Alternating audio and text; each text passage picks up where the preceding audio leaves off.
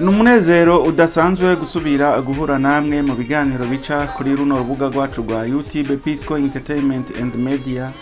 Sangwa ikaze muri kino kiganiro twabateguriye uyu munsi.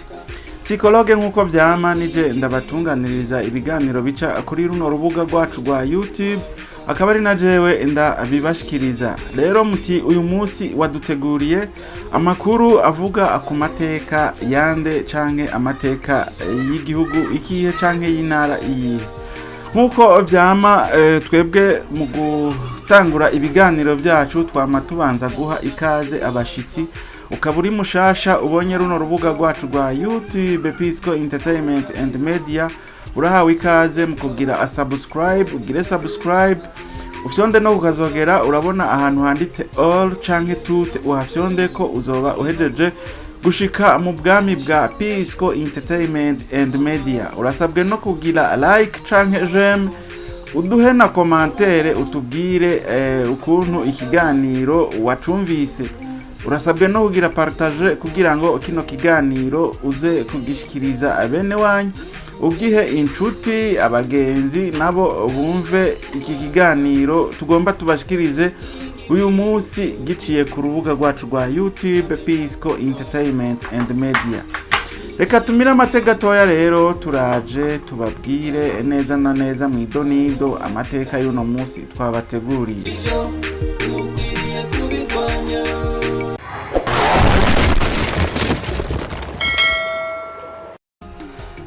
Turasubiye kubaramutsa, sangwa ikaze rero mu idonido rya kino kiganiro twabateguriye uno munsi.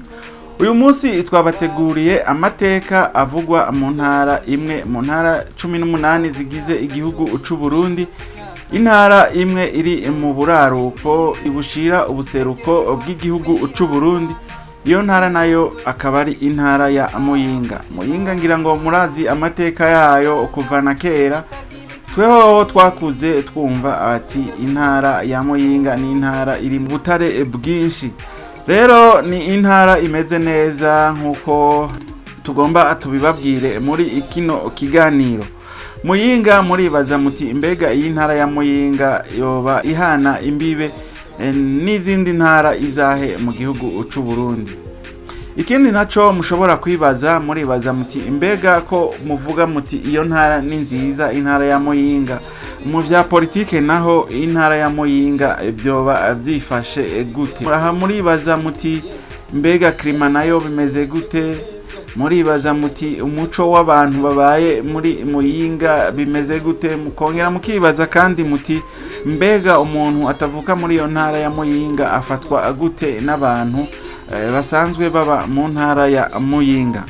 Muyinga rero ni intara imwe nziza mu ntara zigize igihugu c'Uburundi, ikaba ihana urubibe n'intara ya Kirundo, igahana urubibe n'intara ya Ngozi, igahana urubibe n'intara ya Karuzi, igahana urubibe n'intara ya Ruyigi hamwe n'igihugu ca Tanzaniya.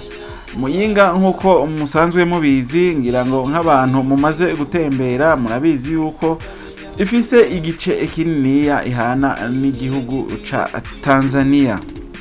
Ifise abantu benshi bakagira umutima mwiza kandi bakunda n'iterambere. Barakunda iterambere ryabo, bakongera bagakunda n'iterambere ry'igihugu muri rusangi. Umuco w'Imuyinga urimwo urupfasoni, urimwo ubuhizi hamwe n'ibindi byinshi cyane, ibindi byiza cyane. Ngaho muribaza muti none ko igihugu ari ikininiya kandi kikaba gifise intara nyinshi, ukaba waratubwiye n'amateka atandukanye arangwa mu zindi ntara, mbega Muyinga nikihe ikindi kintu yoba isumvya izindi ntara zigize igihugu c'Uburundi?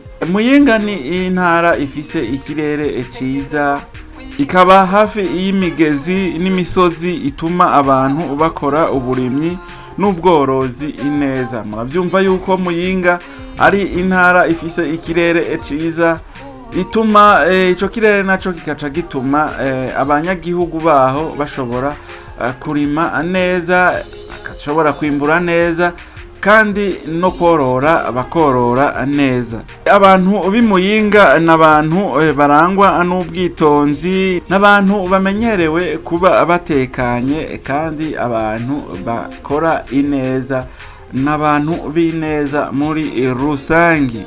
Kandi Imuyinga hakaba hariho n'isoko mpuzamakungu ahantu hitwa Ikobero. Iyo soko ni imwe mu masoko acishwaho ibidandazwa bivuye mu gihugu ca Tanzaniya, ibidandazwa binini, ibidandazwa bikomeye biba bivuye mu gihugu ca Tanzaniya bikaba bica kuri iyo soko y'Imuyinga biciye Ikobero. Abantu b'Imuyinga ni abantu bamenyerewe kandi novuga umwambaro w'imico n'akaranga k'igihugu c'Uburundi, n'abantu bamenyerewe mu mbyino z'ikirundi, barabyina cyane, n'abantu bameze neza badata umuco w'igihugu ciza c'Uburundi. Abanyamuyinga n'abantu barangwa n'ubwitonzi, ubugwaneza no kwakira abashitsi, no kuvuga no kwakira abantu badasanzwe ari abo mu ntara ya Muyinga.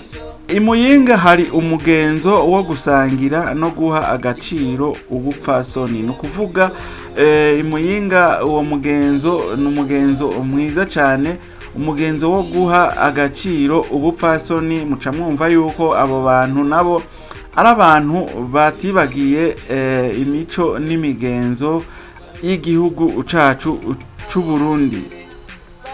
Muri politike naho muribaza muti imbega muri politike y'igihugu intara ya Muyinga hoho vyifashe gute? Muyinga yagiye igira uruhara mu mateka ya politike y'igihugu c'Uburundi. Bamwe mu bategetsi bakomeye bakomoka muri iyo ntara ya Muyinga.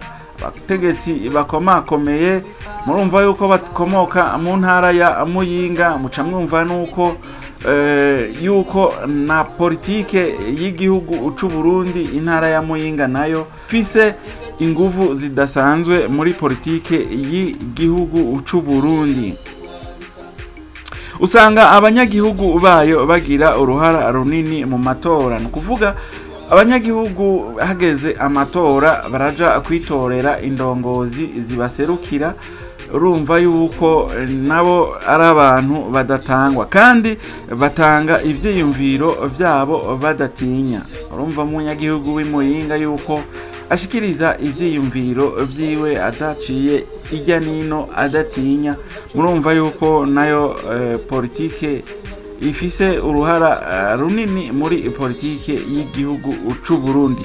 Mbega muribaza muti none kwihana urubibe n'igihugu ca Tanzaniya, ikahana urubibe n'izindi ntara, abashitsi nabo bagishitse muri iyo ntara ya Muyinga hoho bimeze gute? Boba bafatwa gute bashitse mu ntara ya Muyinga? Abashitsi bakigwa neza, bakabumbatirwa mu mico y'akaranga k'igihugu c'Uburundi. Urabyumva yuko umushitsi ageze muri Muyinga yakigwa nyene nk'umuntu w'umushitsi, akakigwa n'umuco n'akaranga bigize igihugu c'iwacu c'Uburundi. Muyinga rero ni intara ifise amahoro ku buryo n'abaza bava mu zindi ntara canke ibindi bihugu bashobora kumva bamerewe neza bashitse muri iyo ntara. Nivyo bike muri byinshi nashoboye kubatororokaniriza, ibindi navyo ngira ngo tuzobibabwira mu yandi mateka turiko turabategurira, canke naho tuzobategurira mu kiganiro kizokurikira.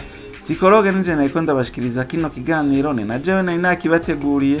Iyi chaîne yacu nayo yitwa Pisco Entertainment and Media. Ukaba rero utari bwagire subscribe, usabwe kugira subscribe, ugire like, uduhe na comment, tubwire yandi mateka tutashoboye kuvuga arangwa muri intara ya Muyinga, ugire na partage kugira ngo ikiganiro gishikire abantu benshi nuno muryango wacu wa Pisco Entertainment and Media ugere kure hashoboka. Rero ndabasezeye naho ubutaha, ndashimiye wewe wadukurikiye kuva mu ntango kugera hano iki kiganiro kigeze. Imana iguhezagire, ikongerereze umugisha. Thank you.